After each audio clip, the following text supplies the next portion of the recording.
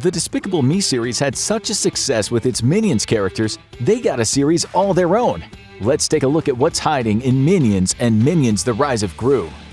From the outset of the movie, we watch as the Minions evolve through time. Did you notice that even the materials used in their goggles change? Take a look. In the first 5 minutes, you'll see that they change from palm fronds to wood to the various different metals with leather straps before becoming the silver and black leather we've come to recognize when Kevin, Bob, and Stuart climb onto land in New York City. Yes, Kevin, Stuart, and Bob are the 3 main minions who leave their tribe in search of the big boss that gives their species meaning. Did you ever have a hard time keeping them straight? Here, I'll help you. Kevin is the tall one, the short one with 1 eye is Stuart, and the short one with 2 eyes and a fondness for teddy bears is Bob. To help you remember that Bob's the one with 2 eyes, just think of the letter B for Bob on its side. Kinda looks like a pair of goggles. Anyway, there's something else I really should point out about Bob. I don't know if you realize it, but he has heterochromia iridium. I know what you're thinking. Oh no, doctor, is it fatal? Of course not! Heterochromia iridium is just fancy medical lingo for has 2 different colored eyes. See, one's green and one is brown. So why 3 minions? And why does their dynamic feel so familiar? It's because they were designed to be like 3 other characters in the Despicable Me universe. Gru's 3 adopted daughters, Margot, Agnes, and Edith. Margot, Agnes, and Edith are voiced by Miranda Cosgrove, Elsie Fisher, and Dana Gayer, while Kevin, Bob, and Stuart are voiced by Pierre Coffin, and Pierre Coffin. In fact, did you know that the co-director voiced each and every one of the 899 minions in the movie? Talk about job security. But talking like a minion is no easy feat. We'll get to that later. Back to New York City. Our minions find their trademark overalls hanging on clotheslines in an alleyway. Does that alleyway look familiar to you at all? It might just remind you of the alleyway full of cats that terrorize Max in another Illumination Studios animated feature, The Secret Life of Pets. Still, seeing Kevin, Bob, and Stuart in their overalls, something is not quite right. Something's missing. Can you put your finger on it? The overalls are missing Gru's G insignia. Of course, that makes sense because our minions haven't met Gru yet. Now that they're properly dressed, there are some sights worth mentioning as they venture through the Big Apple. Watch the minions head to Music Pad for a little window shopping. You can see a men's clothing store next door called Our Melodondry. This is a little shout out from producer and CEO of Illumination Studios, Chris Melodondry, to his pops Roland, who owned a clothing store in NYC. Before long, the minions find themselves at a department store. Take a close look at the mannequins inside. Notice anything? Many of them look strikingly like another character from the Despicable Me series, Lucy Wilde, the secret agent from the Anti-Villain League who stole Gru's heart, voiced by Kristen Wiig. Of course, when looking for a new big boss, what better place to find the villain of your dreams than VillainCon in Orlando? It's there that the minions meet Scarlet Overkill, the hottest, greatest, and first female villain out there, voiced by Sandra Bullock. There is so much to see while we're at the convention. Everyone who's anyone is in attendance. Check out that young scientist with the green sweater doing a demonstration of his freeze ray. You may not recognize him so young, but that's Dr. Nefario, voiced by Russell Brand. Too bad his invention hasn't quite taken off yet. But look closer and you'll realize he's actually doing the demonstration for one of his future customers. Or should I say bosses? Check out the backsides of the boy in the black and gray scarf and the lady in the polka dot dress. You're looking at young Gru and his mother, voiced by Steve Carell and Julie Andrews in the series. Not convinced? Check out Gru's beak of a nose as he turns to face us. Another interesting presenter is Professor Flux, who gives a demonstration of his time machine. Although his experiment proves disastrous, did you know that Professor Flux is an Easter egg? He's named after the flux capacitor, which is another important time travel device because it allowed Marty McFly and Doc Brown from Back to the Future to travel through time in their iconic DeLorean. So Flux has got that going for him, had that going for him. RIP Professor Fluxes. Anyway, Scarlet Overkill is the headliner at the convention. Listen while Kevin stares in awe at her statue. You can hear the announcer saying that she's appearing now in Hall H. Hall H is sort of an insider joke for anyone who's made the pilgrimage to San Diego Comic-Con. All that con's biggest presentations happen in Hall H. Alright, this next one is tricky, but there's another villain from the Despicable Me universe sitting near Frankie Fishlips in the audience of Hall H. While Frankie gets carried away and makes a fool of himself, take a look at the audience member 3 people to the right and 1 row behind. he's not wearing his normal clothes, maybe he's observing incognito, or maybe he's just going through a biker phase. Whatever the explanation, that's Eduardo Perez, aka El Macho, the big bad from Despicable Me 2, voiced by Benjamin Bratt. For fans of 80s classic villains, take a look at the bushy-browed fella sitting in front of the Minions with the long black robe and the big bulbous schnoz. He's Illumination's version of Gargamel, evil wizard and arch nemesis to the whimsical little blue people known as the Smurfs. Come on, you know the song! Let's not sing it and avoid getting slapped with a copyright claim. Moving on. How about historic villains? Sure, he's famous for saying he's not a crook, but Americans knew better back in 1974. Still, this movie takes place in 1968, so maybe it would be a little surprising to find Richard, aka Tricky Dick Nixon, in attendance at Scarlet Overkill's keynote presentation, front and center. And sitting close by is a gent in sunglasses and a hat.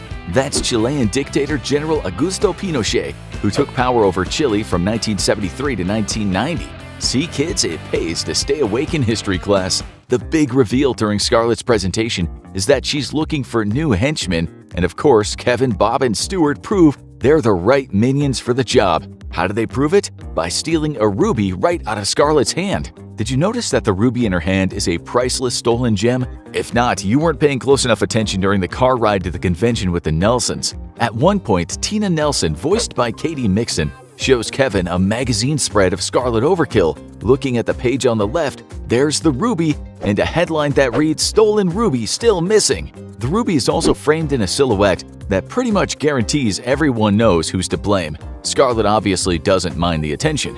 After the Minions steal the ruby from her, Scarlet immediately takes them back to her castle lair in England to bring them up to speed on her next major scheme, stealing Her Royal Majesty Queen Elizabeth's crown. Watch as she shows the Minions the portrait of the Queen. At one point, she steps in front of the picture in such a way that it looks like she's wearing the Queen's crown, which of course is her ultimate goal. But after all is said and done, we know that Gru winds up with the crown in the end. What? Don't get mad. That wasn't a spoiler.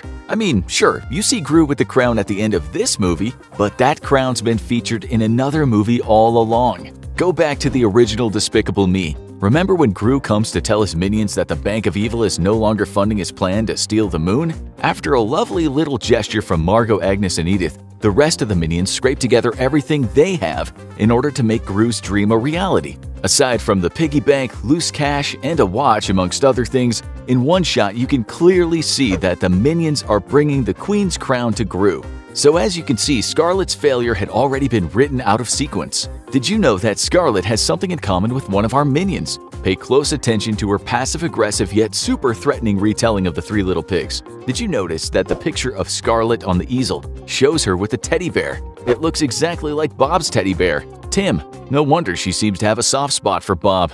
Well, soft by supervillain standards. Speaking of teddy bears, later on in the movie when Queen Elizabeth shows her gratitude to the Minions, she rewards Bob with a crown for his teddy Tim. Bob is so grateful he shouts, "Terima kasih." Terima kasih is Malay for thank you. Malay is a language spoken in Southeast Asia. Is that it? Have we figured out what language the Minions speak? Not quite. Back when Scarlet shows the Minions her portrait of the Queen, she asks them if they know who the subject is. Kevin guesses, La Cucaracha? La Cucaracha, aside from being a famous song, is Spanish for the cockroach. So what the heck is going on with the Minions' language? Well, minionese, or the banana language as it's sometimes referred to, is a mishmash of gibberish that uses words in a totally nonsensical way from across multiple languages, including Spanish, Italian, English, German, French, Portuguese, Hebrew, and more. So how in the world do you try to translate that? You don't, according to director and Minion's voice, Pierre Coffin. Words were literally put together based on how funny they sounded. Go ahead, translate the words all you like, but you're probably better off trying to guess what the Minions are saying based on the situation. At one point, all the rest of the Minions make the journey across the world to join Kevin, Stuart, and Bob.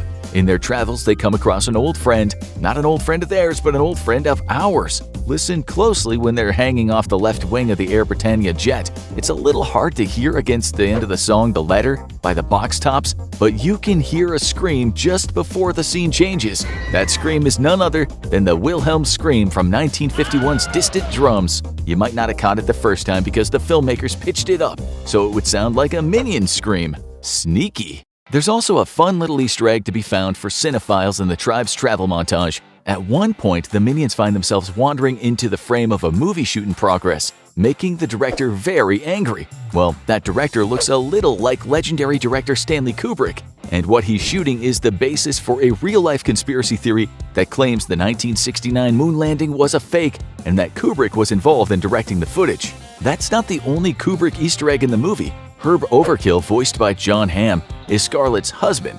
Like Dr. Nefario, he has his own lab filled with dangerous inventions and weapons. But what might be more of a concern is his choice of flooring. His carpet is the same design found in the Overlook Hotel, the hotel which transformed Jack Torrance from a dull boy into a raging psychopath in Stanley Kubrick's adaptation of Stephen King's shocker, The Shining. Now, how can you make a movie with pop culture references set in the 1960s UK that avoids making a single reference to the Beatles? Easy, you can't! Remember when the Minions climb out of the sewer on Abbey Road, only to be stomped on by 4 pairs of feet? The song playing during the shot is Love Me Do by the Beatles, and the 4 pairs of legs supposedly belong to the Fab Four. One of them's even barefoot, just like Sir Paul McCartney on the Abbey Road album cover. Make sure you subscribe to Movie Logic for more daily movie facts, trivia, and Easter eggs. Minions: The Rise of Gru has arrived, and it's about time. You might remember our breakdown of the trailer before it hit theaters. Let's crack into it, uncover some secrets and Easter eggs, and see how close to the mark we came.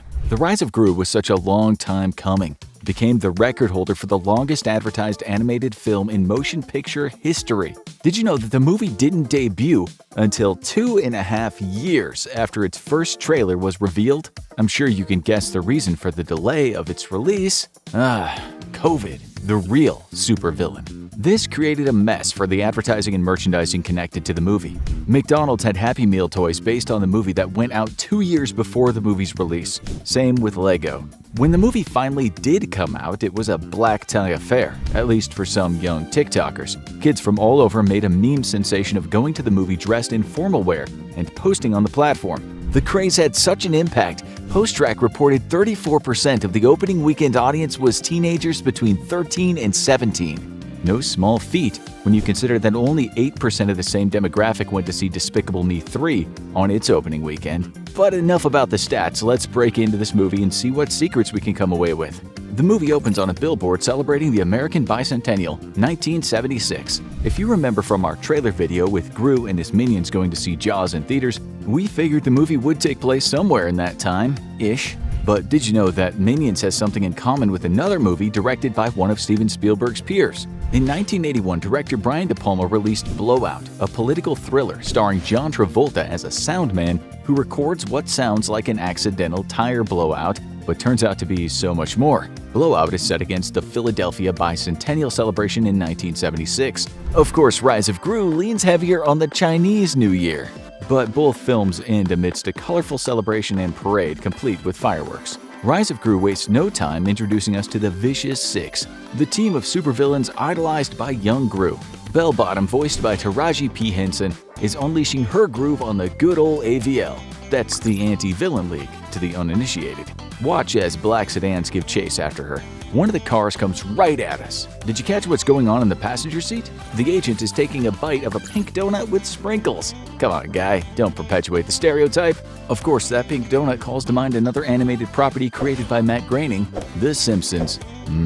Forbidden donut. Bell Bottom returns to the secret lair where we meet Stronghold, voiced by Danny Trejo, Nunchuck, played by Lucy Lawless, Svengeance, performed by Dolph Lundgren, Jean-Claude, played by Jean-Claude Van Damme, that is, and Wild Knuckles, voiced by Alan Arkin, all of which we covered more extensively in the trailer video.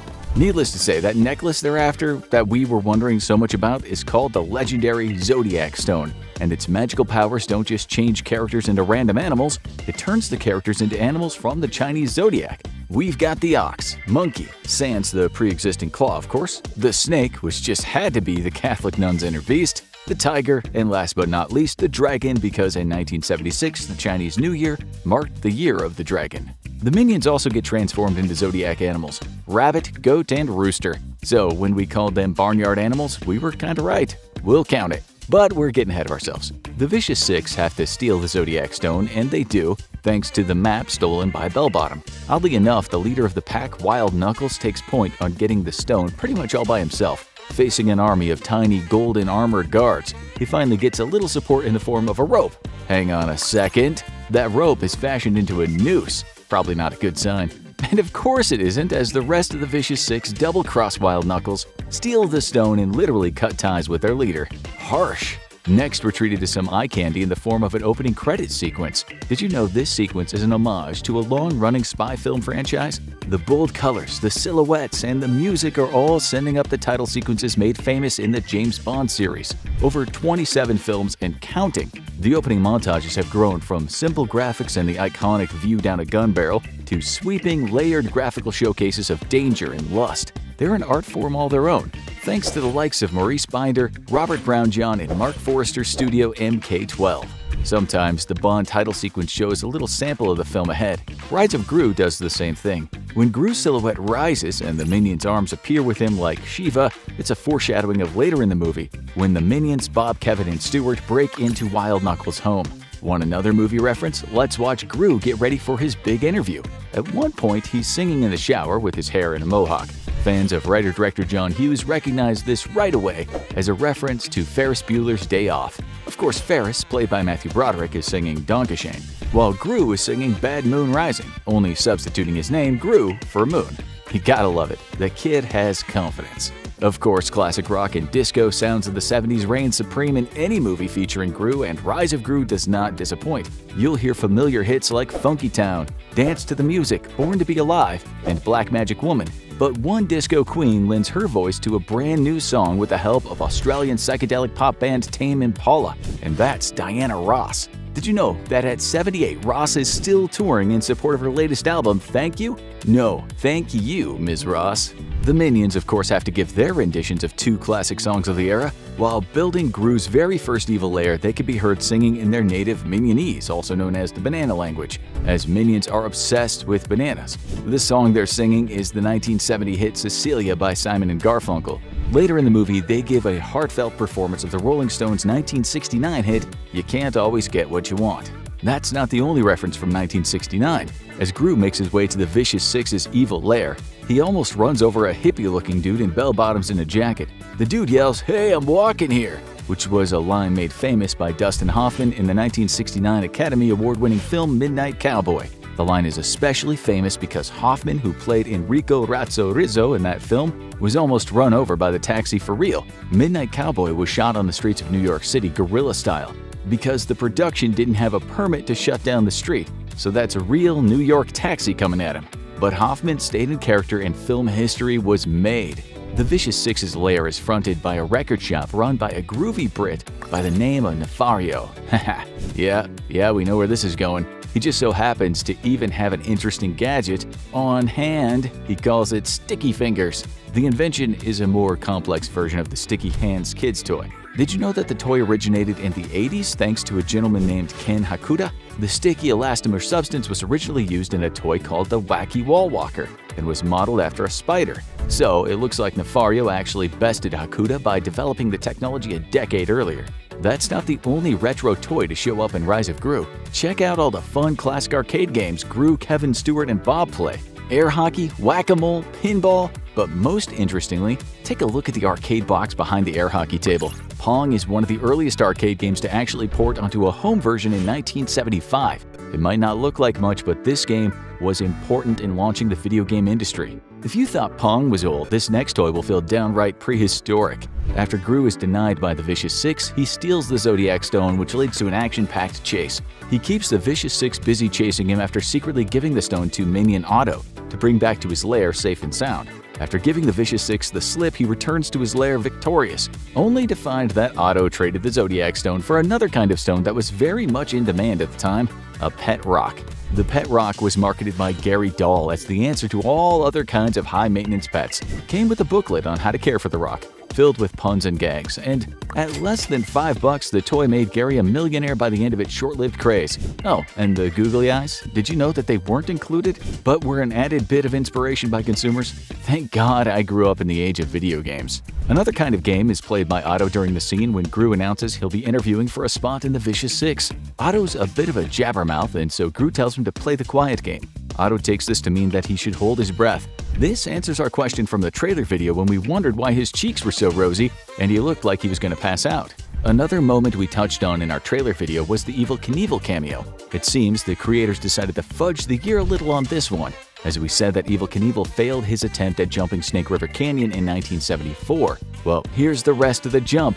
Otto lands and Evel doesn't. Called it. Another wonder from our trailer video revolved around Gru in a Boy Scout uniform at the Bank of Evil. What was he doing in that outfit, and how does he so readily have a key? Well, we certainly know now the uniform was part of a disguise. The other part? Wild Knuckles. The two joined forces and pretend to be a grandpa and grandson duo in order to train Gru to infiltrate the bank and steal something. Of course, if we're talking about the Bank of Evil, someone else from the Despicable Me universe can be counted on to show up. Mr. Perkins, voiced by Will Arnett. In fact, he's the keeper of the key. We also get a look at a picture of him with a young Vector, voiced by Jason Segel in the first Despicable Me movie. But there's one more villain of note visiting the bank as well. See the pointy-haired gentleman with the fur collar who kinda looks like if the Wicked Witch of the West were a man? Well, that's none other than Sergey, the big bad from The Secret Life of Pets 2. If you missed him the first time, here he is again, and again. While Gru is learning everything Wild Knuckles has to teach him, Bob, Kevin, and Stuart are learning the art of Kung Fu from Master Chow, voiced by Michelle Yeoh. As we said in our trailer video, she's probably best known for her work in Crouching Tiger, Hidden Dragon, and Rise of Gru reinforces that statement. Watch the sequence where Master Chow teaches the minions to find their inner beast. She goes jumping and flipping from tree to tree with minimal effort, kinda like Chow Yun-fat and Zi Zhang during their fight in the bamboo forest. Yes, I know Michelle Yeoh isn't in the scene, but she is in the movie, so count it! Thanks to Master Chow, there's one more sighting of a supervillain, kinda. When the Minions are training at San Francisco's Fisherman's Wharf, Stuart takes a much-needed banana break. Did you happen to notice who's on his lunchbox? It's Scarlet Overkill, the main baddie from the original 2015 Minions movie, voiced by Sandra Bullock. Want another character cameo? Turns out we were spot on about the AVL. Under that coif and mutton chops is a chin that can't be denied. Silas Ramsbottom, voiced by Steve Coogan. Still, we can't get them all right. Remember when we had a hard time placing rapper-producer RZA in the cast? His IMDb credit didn't have a character name. Well, it's since been updated, and it turns out RZA plays the biker uncle of the birthday kid who winds up in possession of the Zodiac Stone. He and Otto strike up a friendship that finds them on a motorcycle journey reminiscent of the counterculture masterpiece Easy Rider. Just so happens they send up another movie along the way. On their ride, the duo finds himself behind a gasoline tanker. They start making goofy faces to amuse themselves with their funhouse reflections off the back of the rig. Does this moment feel familiar at all? Not in the Despicable Me universe. Then where? Along the way to the Los Angeles International Speedway before a short detour through Radiator Springs. That's right, Lightning McQueen's trusty driver Mac, voiced by John Ratzenberger, did the exact same thing. Of course, where Minions are concerned, there's always a fair share of goofiness. Check out the fun they have at Gru's mom's Tupperware party. They just can't get enough of the product's trademark burp and seal feature. Yep, that's not a burp. But there's something else going on. You can hear a low horn in the background playing a melody that should really perk up the ears of sci-fi fans. That's because the note progression was chosen by composer John Williams as the basis for communication with alien life in the Steven Spielberg classic Close Encounters of the Third Kind, a movie that came out in 1977? It seems we've stumbled on an anachronism. Whoops! There's another detailed fudge made by the filmmakers. Remember when the Minions were turned into animals from the Zodiac? Stuart, as the rooster, unleashes his inner beast and lays a projectile barrage of eggs at Cobra Nunchuck. There's just one problem with that. Roosters don't lay eggs, hens do. Hey, they unleashed their inner beasts and saved their mini-boss, that's what really counts. Mini-boss, Gru, has certainly been set on the path to becoming the greatest supervillain that ever lived, thanks to his new mentor, Wild Knuckles. After witnessing Wild Knuckles' final stroke of genius, Gru expresses his excitement at one day being able to do the same thing. Wild Knuckles tells him, "Shoot for the moon, kid." And as we all know, he did. In Despicable Me. Make sure you subscribe to Movie Logic for more daily movie facts, trivia, and Easter eggs. Now let's look back at our trailer breakdown before we had all the answers for Minions: The Rise of Gru. Watch in awe at all the details we nailed out of the gate, and have a laugh at our expense for the ones we really messed up on. Take a look at the opening. The trailer starts on a sleepy, modest suburban street. In his bedroom, young Gru struggles to get comfortable in bed, sandwiched between minions Bob and Kevin, before Stuart also jumps in. Did you notice Stewart's smoking jacket though? This is a nod to the founder of Playboy magazine, Hugh Hefner, and this is only the start of the hidden references. Look around the bedroom. It's obvious Gru is a villain in the making. His bedside table is an open vault, and his alarm clock looks like a time bomb. Also, check out the spider wallpaper. While you're mulling that over, take a look at the poster on the right. A muscle man holding up the word Stronghold. Stronghold is a member of the villainous syndicate called the Vicious Six. In this movie, they're looking for a new member to round out the group, so it looks like Gru will be giving his all to fill that empty spot. What's next that you might have missed? We're treated to another creative and comical reveal of the Illumination title screen, with a minion riding a disco ball like Miley Cyrus in her video for Wrecking Ball, knocking down all the letters that don't spell Minion. Disco music has always played a key part in the Despicable Me universe. Judging by Gru's age, do you think we're at the height of the disco craze? Next, when Gru says, "There are a lot of other villains in the world," we're introduced to some immediately. The Vicious Six in the heart of Chinatown. Remember the poster on Gru's wall? Take a look on the left, it's Stronghold in the flesh. Next to him is a villain that looks like a cross between a crab and a druid from the 1971 film A Clockwork Orange. This character is aptly named Jean-Claude, not just because he has an obvious claw for an arm, but because he's voiced by the muscles from Brussels himself, action star Jean-Claude Van Damme. And he's not the only member of the Vicious Six with hidden references. Moving down the line, our next baddie is Bell Bottom. Based on her look, she's a tribute to the tough-as-nails women from the 70s blaxploitation cinema like Tamara Dobson and Pam Grier. She's voiced by Taraji P. Henson. But take a closer look, there's more going on here. What is that necklace she's holding? Since we seem to be in Chinatown, are those jade stones in the amulet? And notice what's going on with her left hand. It's holding a gold chain wrapped around something. Is that Gru upside down? Looks like he got himself into some deep trouble. Check out what looks like a big blonde throwback to the 1975 movie Rollerball. This is Vengeance, and he's voiced by another big blonde action star, Dolph Lundgren. Look at the back of our last villain in the next shot. Notice they're wearing a nun's habit. Her name is Nunchuck. Yeah, she's a nun who uses nunchucks. And the Vicious Six aren't the only ones full of secrets and references. Next, we see the authorities out in full force, but these aren't any authorities. They are the Anti-Villain League introduced to us in Despicable Me 2. Could that chap in the brown with the sideburns be a young Silas Ramsbottom? Also, look closer at the shot. Something is off here. Notice the characters are in the same order from behind as they were from the front in the prior shot. Is this an error? A different scene? Guess we'll have to check out the movie to find out. Stay sharp, there's more to unpack. Did you see the movie poster for Jaws in the background as the Minions open the theater doors for Gru? Based on Jaws' American release, the year could easily be the summer of 1975, sometime in 76 or even 79 for its re-release. Judging by the audience's longer layered wardrobe, it could be during a colder season too. Then again, part of the appeal of going to movie theaters at the time was the air conditioning.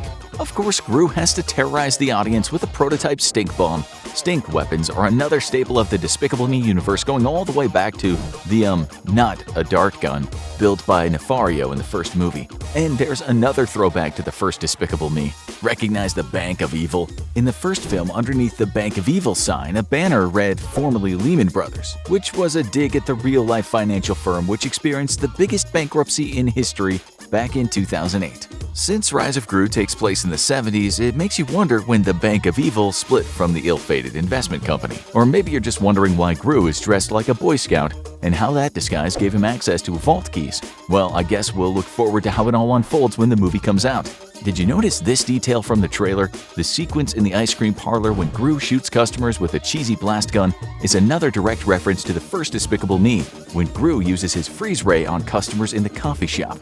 Let's look for more. Next, we're treated to a flurry of action in bell-bottoms and polyester. The villains all have vehicles of destruction tailored to their character. You can also see the creators of the movie are really exaggerating the 70s style, from the feathered hair and mustachioed Minions disguises to the incredibly oversized sedan in the background. The action comes to a screeching halt when the Minions chant "Mini Boss." Not only does Gru not like being called Mini, this is in direct contradiction to the end of the first Minions movie when Kevin screams "Big Boss" while chasing after Gru. Suddenly, Gru is kidnapped and taken away in a van, leaving poor Kevin crying "Mini Boss" all alone on the street. Did you get the feeling Mini Boss will be a running joke? Notice how the trailer takes a turn from Gru proving himself as a young villain to a Minions rescue mission. Next, Gru faces down a leather-bound dude with curly white hair and a headband. This is Wild Knuckles, the bitter, ousted leader who was cut from the Vicious Six. When Gru tells him, "My minions will save me," take a look at the furniture flanking him. Two crocodile couches like the one in Gru's house from Despicable Me. Is this foreshadowing? Could one of those couches be Gru's very first trophy? Maybe a gift? Stick around for another crazy reference. Did you hear the music playing at this point in the trailer? That song is called Battle Without Honor or Humanity, and it was made famous by the Quentin Tarantino film Kill Bill. Add to that detail some sharply dressed henchmen with red bandanas and an acupuncturist who knows kung fu, and we know that the Minions Rise of Gru promises to have some fun with the martial arts genre. The acupuncturist is Master Chow, and she's voiced by Michelle Yeoh, who you probably saw in the movie Everything Everywhere All at Once, but probably remember better from Crouching Tiger, Hidden Dragon. She agrees to train the minions for their rescue mission. Next, we're teased with some visuals of a far-off mystical land and a mysterious character in a jetpack. Who could this be? A look at the cast list on IMDb shows one voice actor without a character name credit, rapper-producer RZA. Could RZA and the mysterious character be one and the same? Or could it be Wild Knuckles? We're not done yet. There's still plenty more to point out in this trailer. Next, we see Kevin try to break a board with his head, and it doesn't go well. After Kevin falls over, Stuart squares up to the board, but instead decides to continue using Kevin's head to hit the board. By the way, does that board they're trying to break look more like a bench to you? You probably missed this detail. In the next shot, the minions find themselves on a jumbo jet disguised as pilots. Where exactly are they going? While Bob and Kevin freak out in the cockpit, Stuart is hanging on for dear life in the airplane bathroom. Did you happen to notice the pink toilet paper? Pink toilet paper, aka PQ or PQ, is common in France. Maybe that's where they're headed. Bon voyage, minions. Don't blink or you'll miss this next one. Back on the ground, we see a new minion called Otto, who's burning rubber on a tricycle, taking it up a ramp and over a deep canyon drop. Did you catch this number on the ramp? That's the American Stars and Stripes #1 made famous by stunt performer Evel Knievel. If this little Easter egg is any indication, then the movie actually takes place in 1974, the same year Evel Knievel failed to jump Snake River Canyon. It seems Otto stole his thunder. From here, the trailer gets really wild. Gru is tied to the face of a clock tower, but never fear, his heroic minions are there for him, suited up in matching yellow jumpsuits. Do they look familiar? A Tarantino fan will remember a similar yellow jumpsuit as worn by the bride in Kill Bill, which in turn was a tribute to the great martial arts master Bruce Lee from the 1978 film Game of Death. Stuart, Kevin, and Bob must mean business, but as you'll see, they need all the help they can get. Check out those mutant creatures creating chaos. They're actually the Vicious Six. The amulet necklace around Dragon Bellbottom's neck possesses the power to transform matter. The minions find the odds stacked against them when Bell turns them into common barnyard animals. But that doesn't stop them. They charge their adversaries anyway. Did you see that though? They're not alone. In the shot, when two groups clash, leading the minions dressed in white and black is Wild Knuckles. And look at what happens next. Gru screams "Minions Assemble," which is a callback to the command Voltron Assemble from the 1980s cartoon series Voltron. In the cartoon, the space explorers would all combine to form a giant robot called Voltron. Here, the minions summon firepower that builds on their newly acquired kung fu skills. From there, our minions chant their devotion for mini-boss Gru, again much to the poor kid's displeasure. Did you see Otto at the front of the group? His cheeks are rosy and he looks like he's about to pass out. Is he holding his breath? And why is Stuart carrying two nail guns? Behind him, another minion is clad all in black for some reason, and not far from him, one minion is playing a cymbal on another minion's head. At the top of the frame is a minion who looks like he's doused in green paint. What's that about? One thing's for sure, you always got to keep your eyes peeled when minions are involved. Smash cut to the animal Vicious Six as they pounce on the poor little Gru, and the title screen interrupts the action, leaving us wanting to see more. Just like the minions in the final shot, I can't wait to pile into a movie theater to see Minions Rise of Gru. I hope you liked this video and spotted some things you missed in the Minions movies. Make sure you subscribe to Movie Logic for more daily movie secrets, trivia, and Easter eggs.